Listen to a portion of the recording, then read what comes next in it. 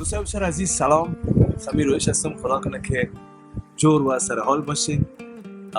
صرف خواستم برای شما یک یادآوری بسیار کوتاه کنم که بخیر تاریخ 10 اکتبر می هفته شنبه یک کنسرت بسیار خوب مخصوص خانما سروزه انترتینمنت برگزار میکنه در شهر زیبای بیفروایک هالند.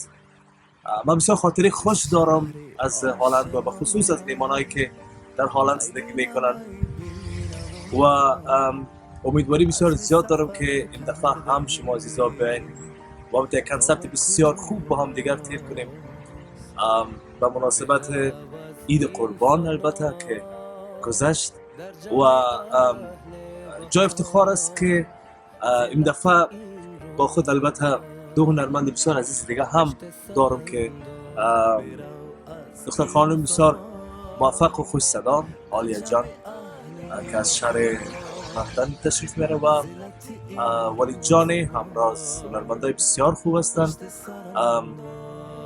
امیدواری بسیار زیاد دارم که خودتان از نزدیک ببینم، یک شب بسیار خوب و بسیار مست با هم دیگر سپری کنیم و دیگه یادم رفت. جور باشین، آخر هفته خوش، خدا نگهدارتان. رای نازنین سلام، عالیه انصاری هستم. امید که همه شما جور و صحت باشین. کنسرت 10 اکتبر که با مناسبت عید سعید و قربان می باشد مخصوص خانم های نازنین افغان در شهر زیبای بیفروایک هالند فراموش نکنین. برگزاری این کنسرت از طرف سدوزای انترتینمنت است که نامخدا یک تیم بسیار مجهز و فعال هستند و آمادگی‌های بسیار خاصه برای شما نازنینا گرفتن تا یک شب پرخاطره دور هم داشته باشیم. پس به امید دیدار، خدا نگهدار. با درود و سلام خدمت تمام بانوهای عزیز و محترمه. با امید از اینکه همه شما صحتمند و سرحال باشید و همچنان روزهای عید بخیر گذشانده باشید.